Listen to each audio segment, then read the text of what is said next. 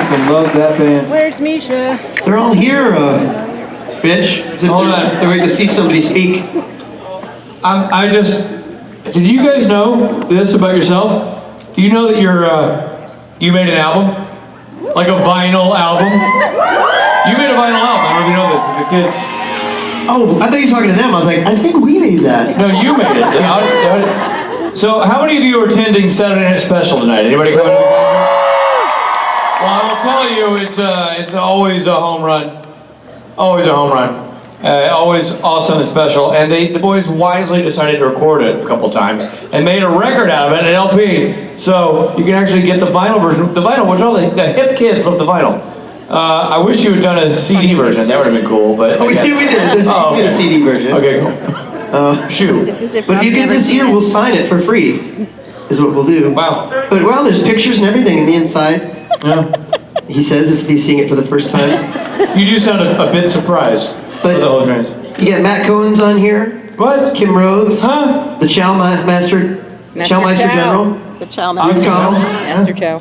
Gil. I wonder if there's some people in the house who might not immediately recognize the Chowmeister General. That's Hauser Chow, guys. Not Ruth Connell. Kevin Tran. Brianna Buckmaster. Not her. And someone named Jeanson Eccles. Jeanson Ackles. I remember Jensen Ackles. I remember you felt really bad for him. You're like, what else do you have going on? I guess I'll give him a shot. I know. No, he sings. People play, people sing, people do kinds of crap. Anyway, that's all we have to say. Thank you, everybody. Have a great day. Enjoy your Saturday. Go hydrate. Good night. Good night, everybody. I don't know what you're lining up for. Show's over. See you guys. What do you mean it's not over? Where's Misha? What are you saying? I don't know. Oh, I think we have one more. I don't care. Rob? One more guest. Yeah. Steve? Yeah. I think it's time to play a little. Steve. Where's Misha?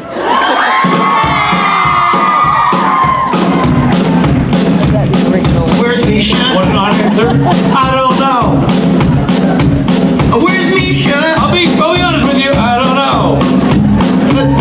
Where's Misha? It's so hard to get you to understand. I don't know. Where's Misha? Okay, good. There's Misha. Leave so you can show you. Nobody times their poops worse than him.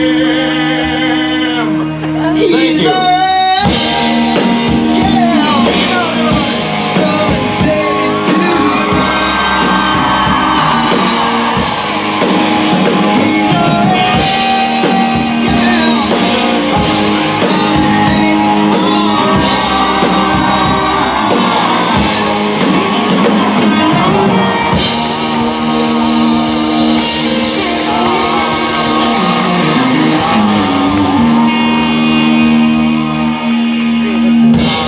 So literally, we were talking to you in the hall. We were walking with you. What did you do? Take a sharp right? Like you were. He had to go pee-pee. We were so. Was it pee-pee? I went to the bathroom. Yeah. Well, I thought you were gonna hold it for me, and you didn't. I couldn't hold it for you. I wasn't in the bathroom with you. I had to go on stage. And then I got stuck in the freight elevator. Oh.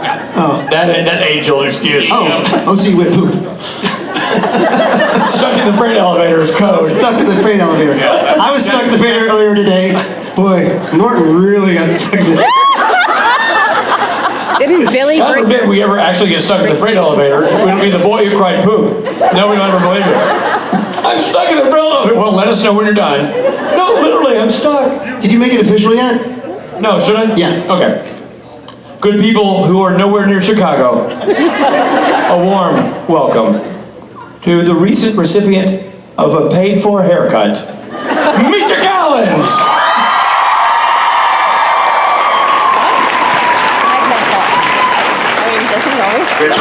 I did get a haircut, and Rich was joking that I wasn't joking. it's like, that's the first time you paid for a haircut in 12 years, isn't it? You probably didn't even know how the transaction worked. You went in, you got a haircut. Do we have They sex now? put their hand out at the end, you're like, yeah, high five. No, you need to pay me. Oh no, production's got that. How is everyone? I went to school on the south side of Chicago, so I spent a lot of time in this fair, windy city. I miss it. It's changed a tremendous amount since I was in school here. I would say for the better. It's really lovely, your city. It's got that giant little metal Bean. clob, which is remarkable. What did you call it? Bean. What'd you say? As in the musical. Clucking? Cloud Gate. Yes, thank you for telling me that. Now I know one thing. Yeah. Asking the Brits. Probably. No one does call it. They call it the bean. Yeah. Mom?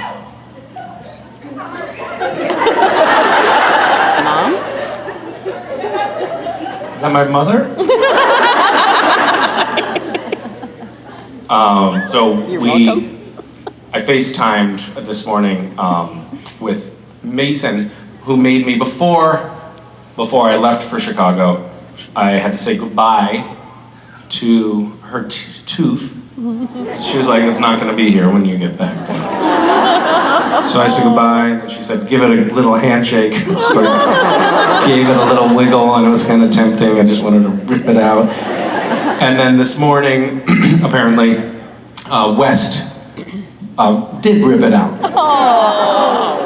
And then it bled a fair amount, because I think it wasn't quite ready to come out. And then West felt bad, so he made her a little Lego casket for the tooth. Which she then, when I was FaceTiming with her, she opened it up and she took the tooth out, and she FaceTimed this sort of up nostril angle with the tooth, and she tried to show me how the tooth went back in, and she jammed it in there, and then it started bleeding. It was really sweet. Just blood sort of pouring down her face, and she's like, "Yeah, Dad!" Mason is still very much hook, line, sinker with anything magical. So Tooth Fairy is gonna, well, I'm not gonna spoil it for anybody who doesn't yet know the truth, but West is at a phase in his life where he's questioning things. He's like, Dad, we have done a lot of scavenger hunts where we find a note, and then that leads to something, that leads to something, that leads to something, that leads to a treasure that was left by pirates 100 years ago. And it's just weird, because that never happens when you're not around. And you always know where to find the next clue. And then he looked at me in the eyes and he said, "Tell me, are you making these scavenger hunts? Tell me the truth." And I was at a crossroads, like, am I either gonna lie to him or I'm gonna ruin his childhood? And so I chose ruin the childhood, and he was like, "Oh, well, you do a good job at that, Dad, but don't tell any of my friends, they think it's real." And I thought, oh, he's handling it really well, but he's still into a lot of the magical things. The Tooth Fairy, but he's like starting to question everything. So the Tooth Fairy, we were talking about the Tooth Fairy yesterday, and he said, "It's really weird. When we were in California and I lost my tooth, the Tooth Fairy never brought me anything." And I was like, "Really? Well, when we're in Washington, the Tooth Fairy has a much smaller population to handle. The California Tooth Fairy has like 10 times the people and 10 times the teeth, and so it probably just like backlogged." And he's like, "All right, I buy that." And this a little while ago, we had this book. It's about Ralph the mouse who rides a motorcycle. Does anyone know that book? And we had it sitting on the table, and my friend who's just turned 50, Keith, came over, and he was like, "Oh, Ralph, I was friends with him when I was a kid." And Wes was like, "Really?" He's like, "Yeah. I used to have a little motorcycle too, and we would ride around together. He's a great guy." And Wes was like, "Wow, that's amazing." And then a few months later, he came up to me and he said, "Hey, Dad," and he said, "Yeah, in fact, I just talked to Ralph on the phone yesterday." And then a few months went by, and West came to me and he said, "Dad, what's the life expectancy of mice?" And I said, "I don't know, a year maybe?" He said, "Huh. So Keith wasn't really friends with Ralph the Mouse. Because Ralph is dead by now. It's Ralph S. Mouse to you. Okay, enough of that. Am I to leave this up here? Is this marketing? Are we marketing right now?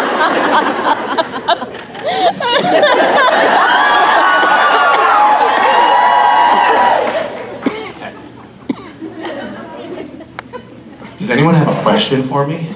No. I do. Hi. Hi. So, I was wondering, when was the last time somebody convinced you to do something wild? Isn't he today? Today, an hour ago, Most recent time. Most recent time? 10 minutes ago. Last night. You know. That's a very good question.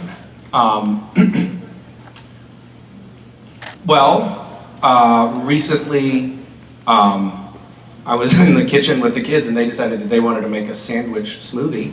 Oh. Hope you have a I vitamin. tasted it. That was pretty wild. Pretty disgusting. What about you?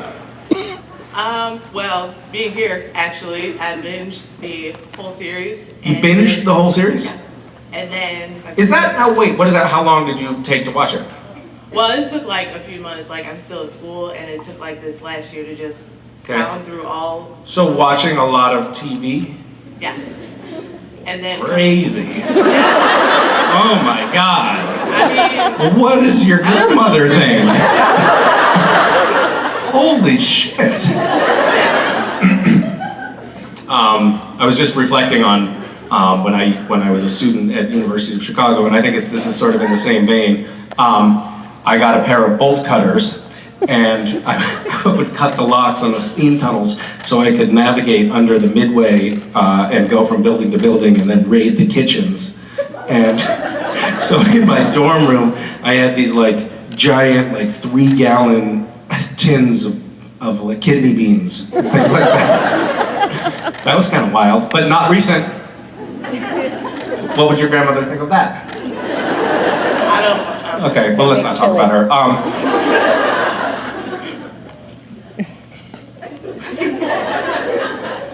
don't know how to top that. What else do you want to talk about? My dad was visiting recently, and he told my kids about taking an acid trip. That was kind of wild. They were super confused. They did not understand what he was talking about.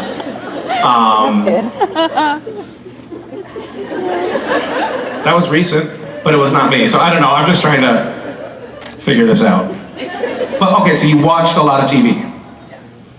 Okay. Oh my God, tell that story again about watching TV. Well, the wild part is I watched it and then decided to come here because I binged the whole thing. Well, we are glad that you did. Is this your first convention? Yeah. Well, welcome. I'm sorry, you probably didn't realize that I was mean until just now. You had to figure it out sometime. It's okay, I'll roll with it. Okay, you did. You handled that well. Yeah. Hi. Hi, Misha. So, the question I have is, when Castiel first came on the show, he had the best entrance ever of any character. Mm-hmm. And then he gonna ask raised you a him question. from Audition, and he was the head of the garrison.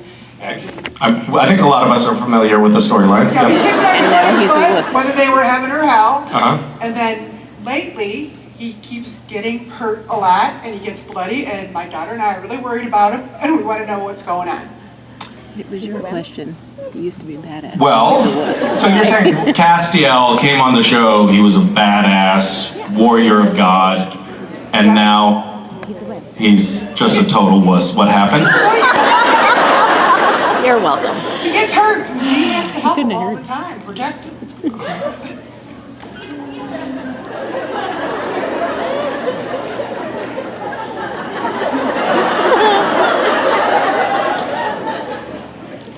I think Cass is very tough.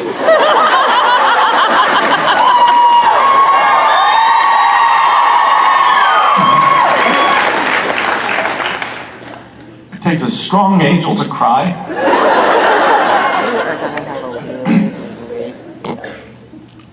When I first came on the show, the very first couple of scripts that I saw, it was very clear that Cass was a badass mofo who was not to be fooled with. And he was nearly omnipotent, super powerful, and incredibly, there was like a danger to him. And then we shot a couple of episodes, and the writers, I mean, it's a dynamic relationship between the writers and the actors. The writers saw, oh, this is the guy that we cast. And so the character kind of changed to be more of this socially awkward dork who baby in a trench coat who can't fight to save his life. So I think it was just that interplay between artists that created the character that you now know and feel so sorry for. I'll tell you a story that I've told before, and I apologize to those of you who've heard it, but we're in reruns anyway. So there was a scene where Sam, portrayed by Jared Padalecki, had been possessed by Gadriel. I can't believe I can remember all this stuff. It's amazing. And our director, Bob Singer, wanted me to punch him like right in the face, but I was punching right into the lens, so it was like of the camera, so it was this like effect. And we did the take, and he approaches, and I, threw my punch, and everybody who was looking at the monitors started laughing. And Jensen happened to be back there too, which is unfortunate. And he came around, and he was like, Misha, that was hilarious. That's going on the gag reel for sure. And I was like, what? And then they played it back for me, and as the camera comes close to me, I went,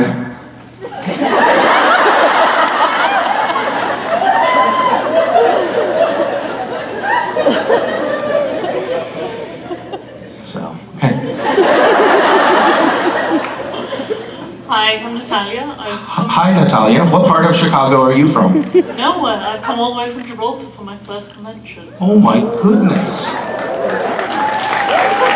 Welcome. Thank you. How long are you going to be here for? I arrived on Thursday and I leave on Monday. I've literally come for the convention. Oh, you really just came for the convention. Oh, I'm so sorry for your loss. So you're extremely jet lagged right now. Yeah. Coupled with, all of the overstimulation of these late night sing-alongs and the drone of Richard Spate's voice. Which exhausts anyone, by the way, so don't feel bad. Wow, why did you pick somewhere so far away, and why didn't you stay for a couple of extra days? Do you hate our country? I don't have enough leave from my work, and they wouldn't give me any more days. Oh, really? That's the main reason I'm not staying longer. Well, we're honored that you would make the journey. Thank you. What do you do in Gibraltar? I'm in everyone's favorite insurance. Oh, tell us a wild insurance story. Do I have any? I'm afraid. Free. It's not exciting.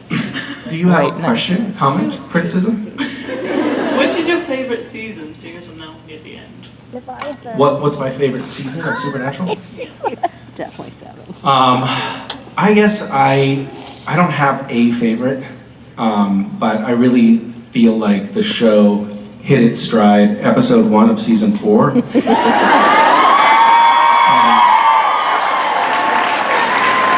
And just improved from that point on. How about you? Do you have a favorite season? I couldn't pick. I love them all. I love you, all of you guys. It's just Really? amazing. What about the first 3 though? It improved in the next one. Season 4 improved. Well, thank you for making the journey. Good to have you. Hi. What a polite applause. What happened to you guys? Stop letting us bring alcohol. Was it her British accent? You're like... I'm gonna have some tea and crumpets now. Hi. Hi, I'm Victoria. Hi, Victoria. I was wondering, if you didn't pursue acting, what career path would you follow? Other than crime? Prostitute, yeah. Gigolo. I did have that thought flash across my mind when I was like talking about bolt cutters and stuff, and then I realized statute of limitations, totally fine. Right? I'm not a lawyer, but yeah. I guess I used to think that I would be maybe I don't know. I had a few different things. I thought I might be an architect. I don't know why. I think I like buildings. Maybe I liked Legos. I'm not sure. And I also thought I was going to be a politician when I grew up for a long time. So I was like, I was charting a course in my life to be a politician when I grew up, because I thought that that was a good way to affect change. And I would, when I was in high school and college, I was always making sure that I was never like getting a compromising photo taken of me and things like that, because in the back of my mind I was like, this is gonna come back to bite you. I always made sure when I was cutting locks that there were no security cameras nearby, or that I was wearing a mask. I wasn't wearing a mask. Yeah, and then I interned at the White House a long time ago, and I was like, oh, I don't want to do this when I grow up. I want to do something with more, integrity. So I moved to Hollywood.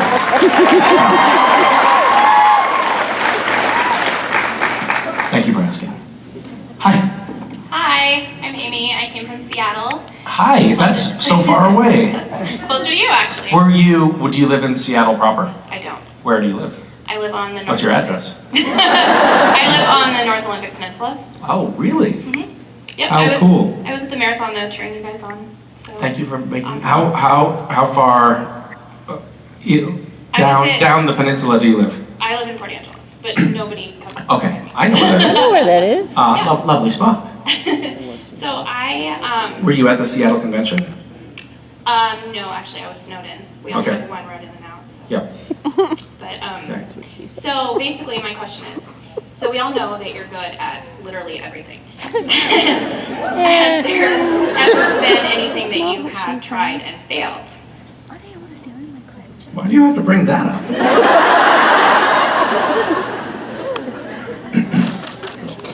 Yes, many things that I've tried and failed.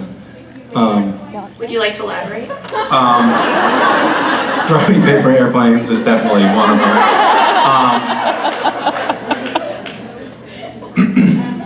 I mean, to be honest with you, I had a long stretch as an actor where I would go to audition after audition after audition and not get cast, and it was a lot of failure and a lot of feeling like I, had no business doing this for a living, which now I know is true. But at the time, I was stubborn and I was sticking with it. I would say I often, early on especially, failed miserably in auditions. I remember when I first, it happened over and over again. I'll tell you a failure audition story that is related to the Star Wars convention going on here. So I was in the running to be the young Anakin Skywalker, and it was down to me and 5 other guys, and I was flown up to San Francisco and then driven from San Francisco to Skywalker Ranch, and I was told that I couldn't even tell the driver where I was going. I had to tell him I was going for a recording session. Nobody could know about it, top secret, only my agent. And so then I went up to Skywalker Ranch, and I met George Lucas in his office, and I played with Luke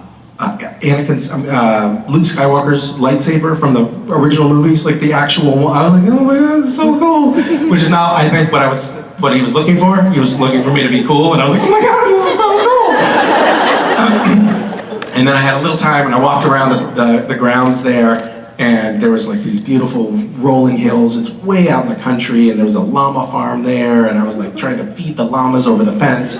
And then I had some time to kill before flying back, and so I had the driver drop me off in San Francisco, and I was in the Haight, and I went into this pizza place, and I had picked up my phone like 3 times to call my best friend, And I was like, no, I'm not gonna do it. I'm not gonna do it. Because they had told me that they had cast, in the previous movie, like the 5-year-old Anakin Skywalker, they had cast somebody, he told people about it, they fired him, and the kid that got the part was their second choice. So they're putting the fear of God in me. So I was like, all right, I'm not even gonna call my best friend, I'm not gonna call anybody, but I went into this pizza place and ordered a slice of pizza, and this pimply faced teenager behind the counter was like, here's your slice, and I was like, buddy, I just have to tell somebody. I was just up at Skywalker Ranch, which, by the way, is about an hour and 20 minutes away from there. And I was auditioning for the role of Anakin Skywalker. I was playing with Luke Skywalker's real lightsaber in George Lucas's office. And he was like, oh my God, that's so cool, dude. Wow. You know, my cousin is Natalie Portman. My parents own the llama farm adjacent to Skywalker Ranch. What's your name? And I said, Misha Collins? So it's your fault we got Hayden Christensen. It's good to know how you're going to behave under pressure. In my case, not well. Really blew it.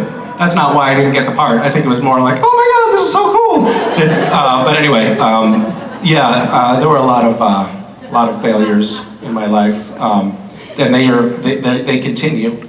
I went and played golf recently with my 8-year-old, and he beat me. It's awful. Just thinking about breaking one of his legs. Thank you. He's got 2. Hi, Misha. How are you? I'm good. How are you? I'm amazing. Yes, you are. Thank you. So you have been over the years very open about talking about your childhood with us, and thank you for that. I'm wondering what your earliest childhood memory is. What is the earliest thing that you remember, and how old were you? I can actually go back fairly far in my early memories. I pretty distinctly remember conception. It's kind of a mess. Were you influenced by it? How influential was it?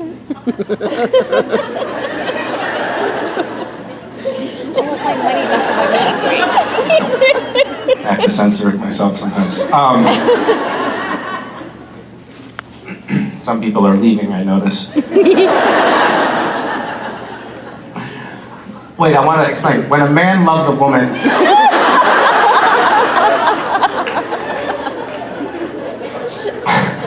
So, I have this memory.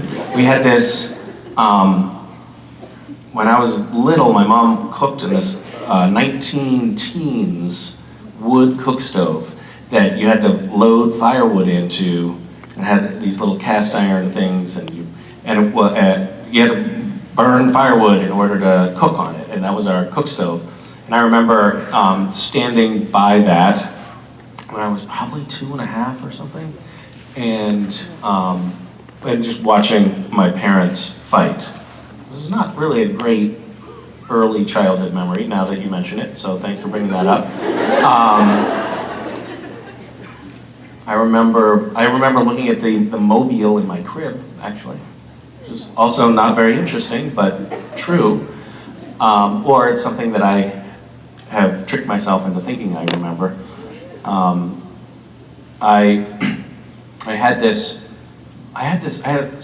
do these, occasionally do these long silent meditation retreats, and during the process of sitting, meditating 13 hours a day for 10 days, not talking to anybody, you go through phases.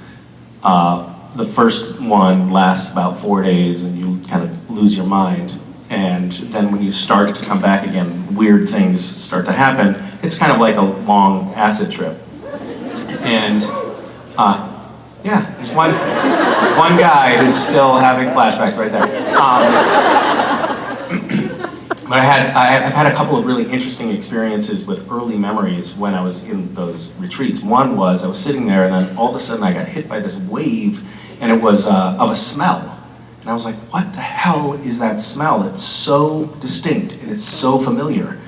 And then the images that accompanied that smell came back, and it was a 4th of July picnic next to the river near our house when I was 4 years old. And the smell of that day, that afternoon specifically, came back, and it was a memory, which I can't believe the mind actually logs these things. But somewhere in there is stored all of this utterly useless crap that can miraculously sometimes be recalled. You didn't really want me to go into these kind of stories, but I'm doing it anyway because you're kind of stuck here. I had another one that was really kind of profound, which was a memory when I was 6. My grandmother had just moved out. She gave my dad her car, and he was loading me and my brother into the car. My parents had recently separated, and he was just like struggling to get us into the car. And I had had kind of a crappy relationship with my father for a long time because I thought like, he abandoned us, he wasn't a good dad. And then I had this very vivid and distinct memory of him just like muddling through, like trying to do his best as, you know, a part-time single dad with 2 kids when he didn't have his, you know, shit together in his life. And it was incredibly cathartic because somehow it instantly enabled me to forgive him. And then I called him and I was like, Dad, I'm so sorry, like I've demonized you for the last 25 years. And he was like, well, I was a shitty father. And we had this amazing conversation, and it completely changed the course of our relationship after that.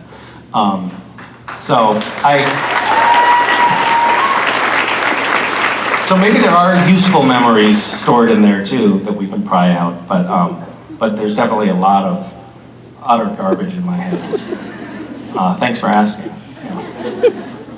Hi, Misha. My name's Dean. Hi, Dean. Hi. I had a question. My question is, what is your favorite memory with Jared and Jensen on set?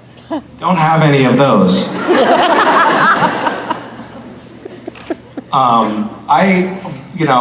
We recently announced that the show is going to be coming to an end after next year, and it's something that we all are gonna miss. We're gonna miss the fun that we have on set, and we all know that we're never gonna have that again in our professional careers.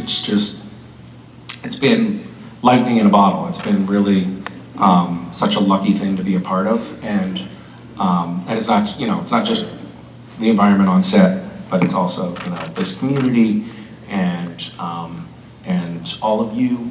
It's been really, really lovely. But we, on set, we have so much fun so much of the time, and spend so much of our time laughing or trying not to laugh or hurting each other.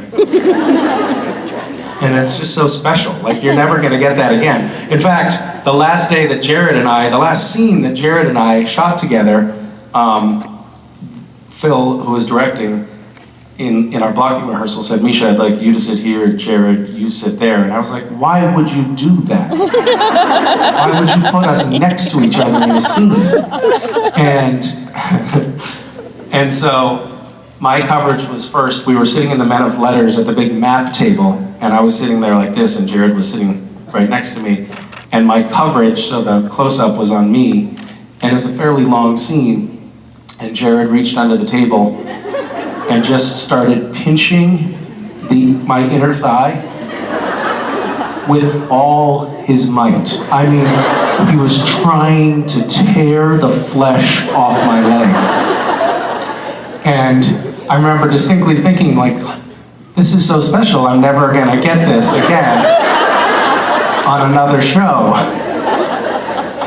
For about a week, I had this line of like purple that turned green, little spots along my leg. It looked like I was dying of something. And that's a tricky thing, by the way, just so you know, for future reference, to explain to your wife. Like, oh, no, those bruises all over my inner thighs? Just a work thing. Yeah, but she knows that. Thanks. Hi. Hi, I'm Carrie, and this is my friend Anaya. She has a question to ask you. Hi, Anaya. How do you turn into an angel and get your wings?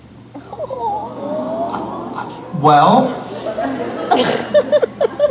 is this something that you're thinking about doing for a job? Are you going to be an angel when you grow up? Yes? Well, that's a great idea. Why don't more people want to do that when they grow up? What do you think? How do you think it works? Well, that's what you're like, that's why I'm asking you. Well, as it turns out, God and Nephilim can turn people into angels. So, do you know any Nephilim? Do you know God? You do? Okay, so talk to God and see if he or she can get you some wings. I think that you're gonna love it. It's great. It's a lot of work though. People are always like asking you to help them with their projects. Like, oh, will you come help me fight these demons? There's things like that, which can get kind of annoying. So maybe don't tell everybody that you're an angel, so then you can keep it under wraps and just do angel superpower stuff when you feel like it, and then you can hang out with your friends and watch TV and stuff for the rest of the time. That's my career advice. It's good talking to you. Bye.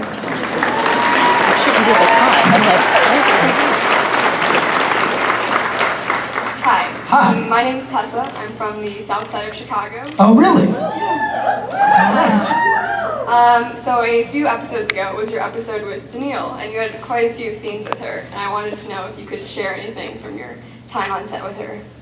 I'd love to, but Jensen gets super jealous. I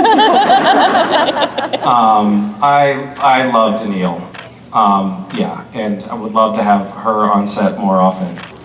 We have a lot of fun together. And yeah, she's special. She's awesome. And so feisty, and we gossip the whole time. It's great.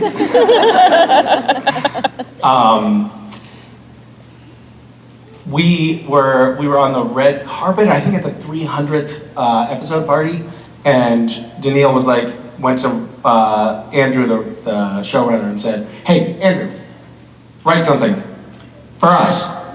And sure enough, he did. So that's how that came to be. We got to do scenes because she was just like, "You, write us." Yeah. Thank you.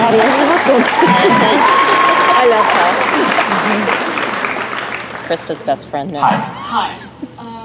So my question's not really my question, it's my friend's question. Okay. But she wanted me to ask... You're crediting, so that's cool. At least it's not plagiarism.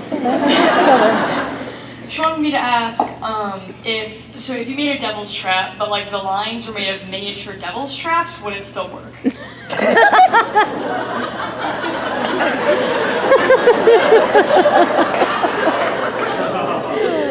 Wow. She came way above his thing. That actually hurt to hear.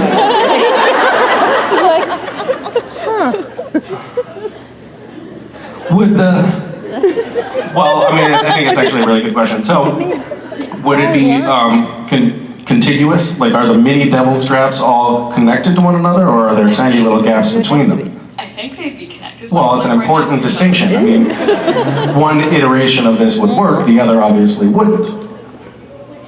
And what if they Don't got laugh. infinitesimally small so that they came to a point? This is serious business. You're not going to be laughing when the demon gets out of the devil's trap. Oops, thought it would be cute. Not cute. Has to be a continuous line.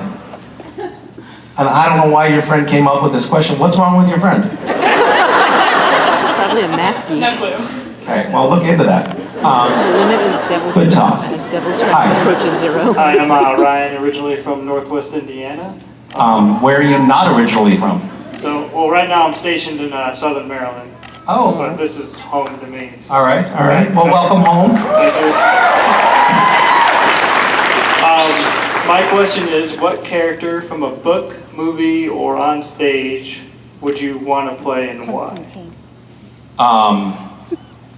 Probably Miss Piggy.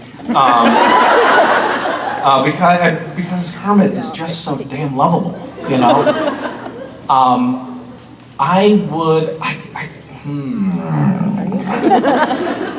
Froggies? What about you? My favorite movie is The Godfather, so probably Michael Corleone.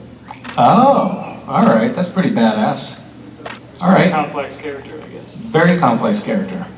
I wouldn't mind playing one of the contestants on The Apprentice during Donald Trump's tenure as host of the show. Just so I could, you know, get close and pie him in the face or something. That would be my fantasy.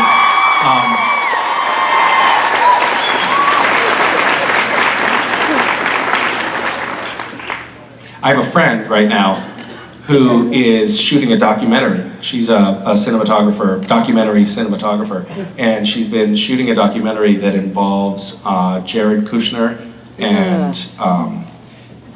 Donald Trump. So she's been alone in the Oval Office with him quite a bit, filming him. And, Frightening. She's been groped. I just don't think I could resist. I would definitely sneak in a bye. She said there is something kind of magnetic about him. Like whenever he's in the room, everybody's looking at him. And I was like, he's fucking president, of course. Everyone is. Sorry, I'm now betraying some of my political allegiances. It's okay. Good talk. Hi. Hi. Well, speaking of crappy fathers, Whoa. not you. Last time we saw Cass and Chuck in the same room, it wasn't really Cass, it was Lucifer. Okay. So if we see Chuck anytime soon, maybe dealing with the Jack situation, what would you like to see Cass and Chuck talk about? If, hypothetically. Check it off. Because obviously we don't know if Chuck is coming back at all, right? He's going to be more amazing, okay? Right? Of course.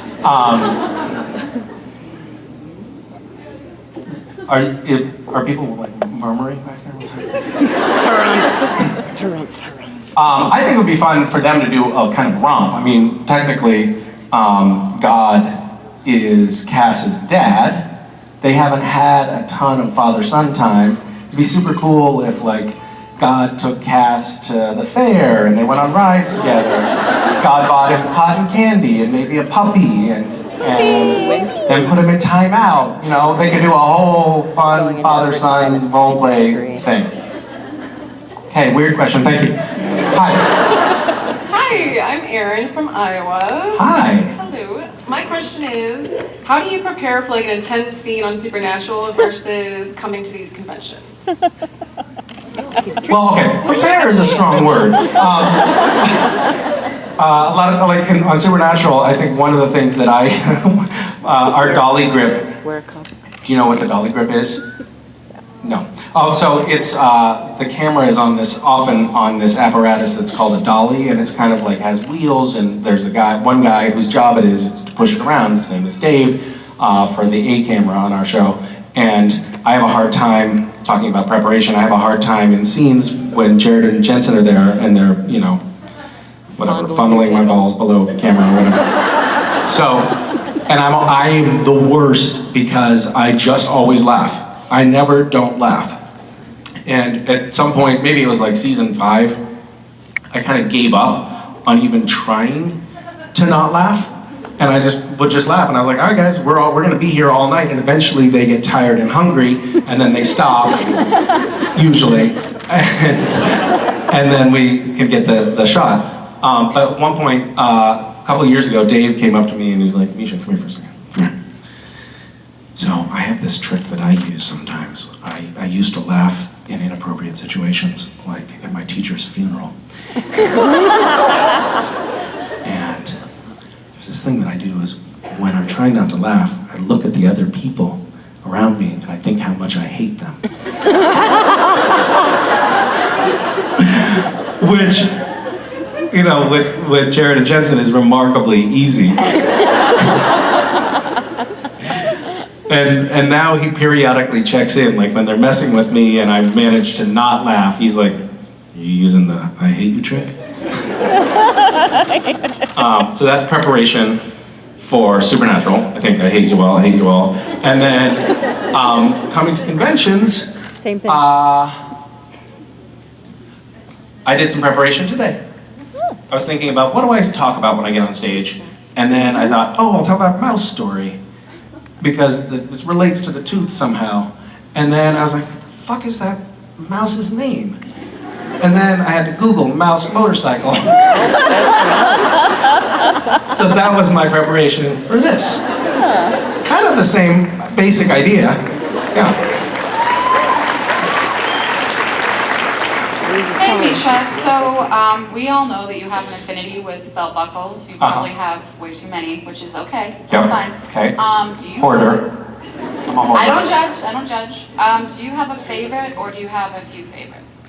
I have several favorites. Yeah. No. But I do have several favorites.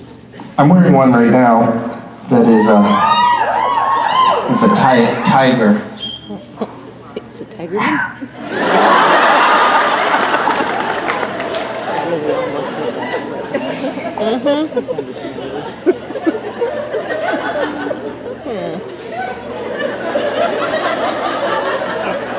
It's a tiger man. My name is Carmen. My question is, what is your guilty pleasure song? Oh. I don't know that I have one guilty pleasure song, but I'll listen to like Katy Perry and Bruno Mars sometimes by myself. Yeah. And I definitely feel dirty when I do it. What about you? Okay, so I have to admit this in front of everybody. Okay. Yeah, you made me do it. One Direction makes you beautiful. I probably wouldn't have said that. But that's taking it a bit far. Now forever, you're going to be the woman that listens to One Direction. Every time anyone sees you, they're going to kind of like go around you at the convention. Oh, sorry. Hi. Hi, I'm Shelley. Tammy. This is actually a question from a friend of mine who's an awesome reporter in Indiana. Okay. So we know that you are not a fan of the current president. Mm-hmm. Wait, how do you know that? Bernie told me. Okay. But the Democratic, I guess, Field? thank you, Uh-huh. is quite large right now. So Yes. we would like to know what you think about Mayor Pete. I think that there are a lot of great candidates in the Democratic field right now, and frankly, I think that they would all be better than our sitting president. And What a pet rock. and I would kind of like to throw support to all of them at this stage of the game. I had a moment early on when Beto's team reached out to me and they said, hey, would you put your name on this list of people supporting Beto? And I was like, great, but this was 5 months ago or something. And I was like, great. And then afterwards I kind of regretted it, not because I don't like Beto, but because I don't really want to pick sides yet. So how's that for like a politician non-answer? Not a bad one. Pretty lame, huh? Do you have favorites at this stage of the game? Actually, doing some of my research, I do kind of like Mayor Pete. I'm kind of impressed with what I'm seeing so far. I mean, I haven't made up mine. Clearly, we've got a lot of time. Yeah. But yeah, he says a lot of things that I think in my own brain that I'm like, why are more people not saying these things? Why are not people more pointing out the hypocrisy of the entire administration right at the moment? So I kind of like him. Okay. Great. That's a good endorsement right there. Yeah. Thank you. Hi. Hi. My question is, so Cass has grown a lot throughout the series, like. You mean in girth? Yes. He's packed on some pounds since he first joined the show. Yes. And well, no. It's okay. He actually has. He still looks great though. Okay, great. Good cover. I mean, Done too like, much of this shit. emotionally, he's grown a lot, and I was wondering what you've learned from him as a character, like what you've learned from him on his journey. That is a very lovely question. Castiel, he started out thinking that there was a very clear right and wrong, and that he was, as I mentioned earlier, a soldier of God, and that he would, he was obedient and he was in service. And as time passed and he got to know humans more, he developed empathy, and he also started to realize that there's a lot of gray areas and that things are complicated, and you can kind of make pacts with the devil in order to do something good, and that life is complicated. And I think one thing that I would hope to take away from him is, in spite of the complexities of life and in spite of all of the mistakes that he's made and his failures, he still always picks himself up and tries his hardest to do what he thinks is right. And he always tries to do what he thinks is good. And he's kind of willing to sacrifice himself in service of those ideals.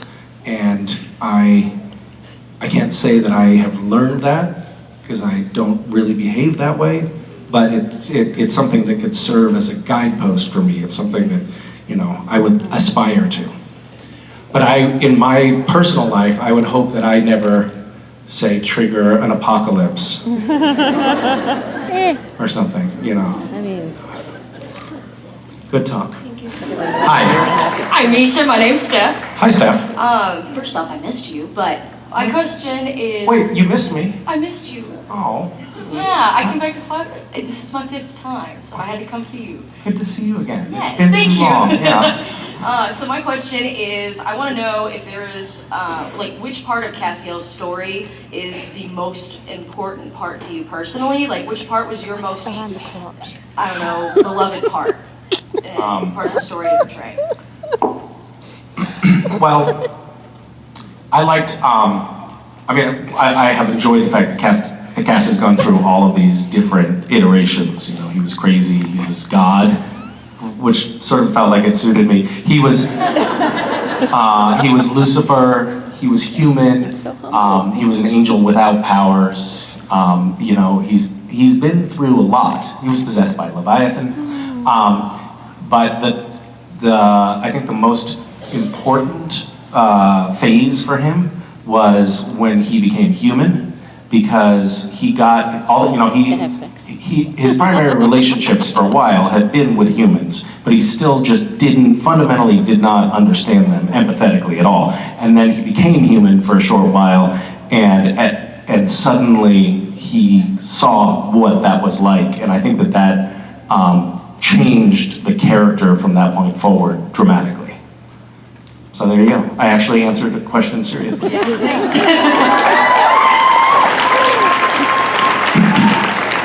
I'm shaking. Hi. Hi, I'm Nicole from Cleveland. Hi, Nicole from Cleveland. Hi.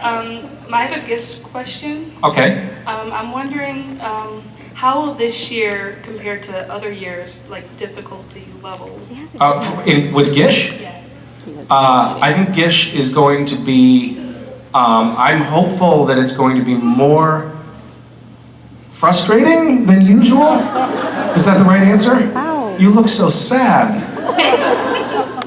Painful, it'll be more painful than usual? Not the right answer? It'll be a breeze. Okay. Yeah. Child's play, you're gonna love it. The winners from last year's Gish are already in or bound for New Zealand right now. I'm gonna FaceTime with them in New Zealand tomorrow. And next year the winner's trip is gonna be Cleveland. So it'll be super easy for you. You're like, no, I don't want any part of any of this. Yes. Thank you, though, for broaching that subject. Yes. That reminds me, I was supposed to mention something. We're with Random Acts, which is a charity that was sort of a love child between me and the fandom. It's really a bad way to phrase that. But we created this this nonprofit years and years ago, and every year we do this thing called AMOC, which is the annual melee of kindness, where we encourage people to go and perform an act of kindness in their communities, and that's coming up for the last weekend in April. So if you're looking for a little inspiration, an excuse to go out and harass your neighbors, you can go to our website and look up AMOC and see how to get involved in that. Okay, say yes. Hi. My name is Elise, and I'm terribly nervous, so bear with me. Oh, I'm sorry. I was just wondering, is What's making you nervous? I have never done this before. Oh, really? No. I didn't think I was going to win this drawing. Oh, so. It's not really winning. It's kind of losing. Getting your name picked to come up and ask a question is sort of like clicking the chamber that has the bullet in it when you're playing Russian roulette. Hi, little one. Hi, Dimitri. That's a funny name.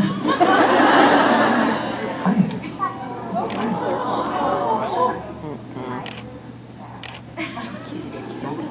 You just breathed on it. He's like, Really? hi. Hi. So you were saying you're nervous? What's going to happen? You did? Oh. God, I've grown so predictable. Here, let me hold that for you. But I've never been here either, so it's a lot. You've never been where? You know, eventually you'll run out of floor space if you keep backing up. You'll just be against the wall. Where are you from? Adrian, Michigan. Okay. So, yeah. Oh, you guys should have carpooled. Well, you've never been to Chicago? I've been to Chicago, but I've not been to a con. Oh, okay. And how's it going so far? Pretty great, except for being nervous. Well, you're handling it very well. Yeah. You look like you're about to punch me too, which is kind of nice. As like that sort of palpable danger here in this dynamic. I don't feel like you're radiating much danger. You actually don't. You don't immediately seem violent. All right, what's your question? If I can remember my original question. You're killing me. Was there ever a time that you had to improvise during filming and it actually worked out in your favor? You forgot your lines or... Oh, from forgetting lines? Yeah, or anything of that nature.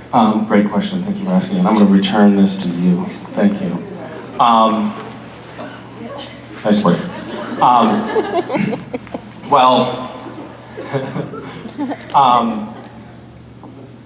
We improvise, I would say, a little bit in every episode.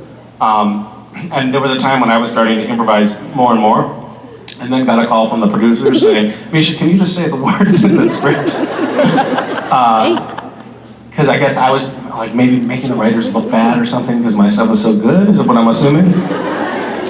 That's not what it was. But we mess around a lot, and often it gets filmed. Actually, so the episode recently, can't remember what it's called because it aired more than a week ago. The episode where we're in the milkshake place and that Peace of Mind. That's what it's called? Like the Boston song.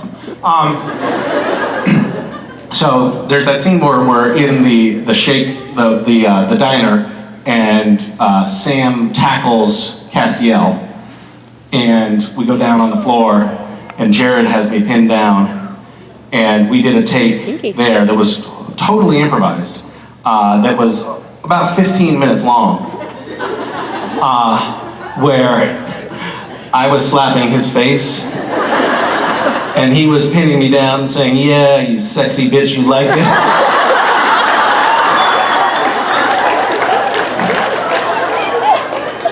And It didn't make the cut. I'm trying to think, yeah, why was that not in there? It fit in with the story so much.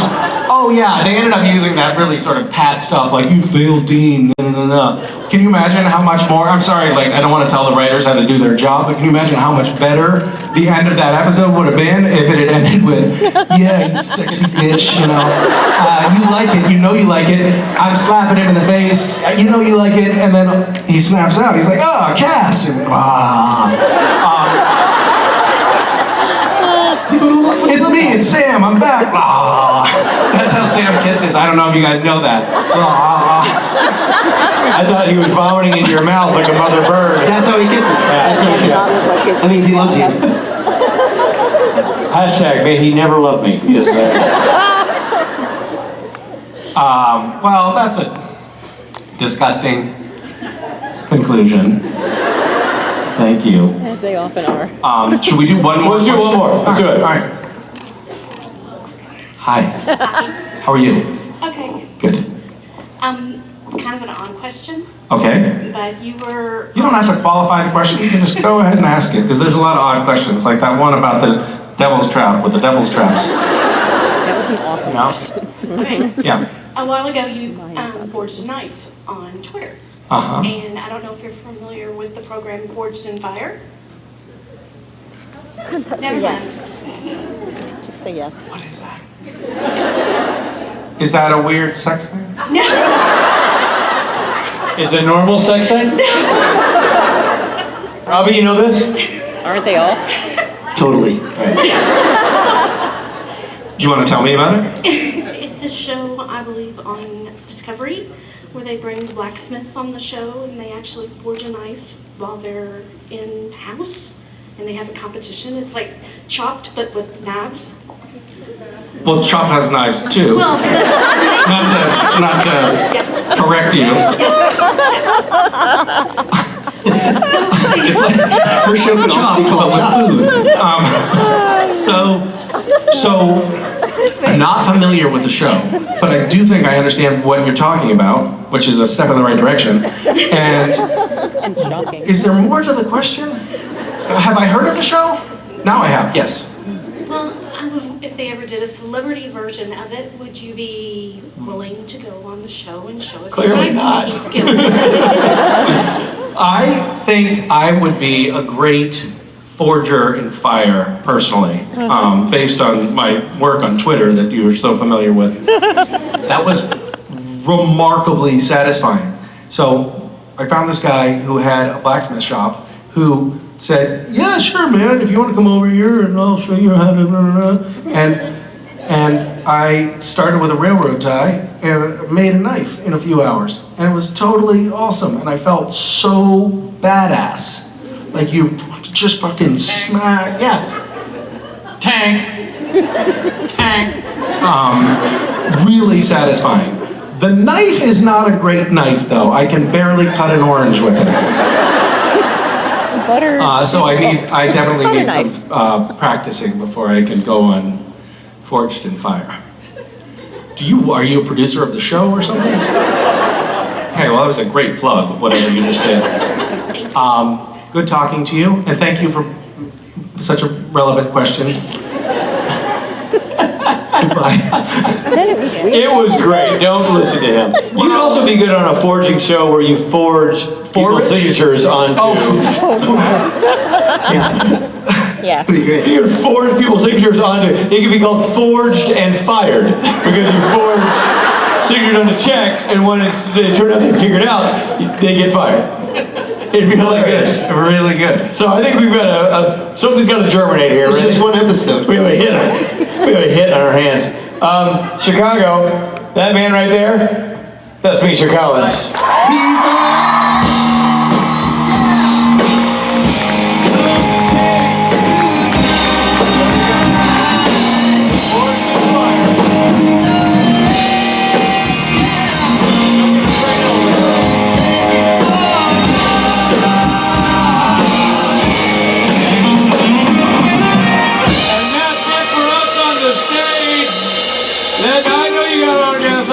Photographs, but that's it for our time on stage until we take that band there, put them here, and have a rock concert tonight.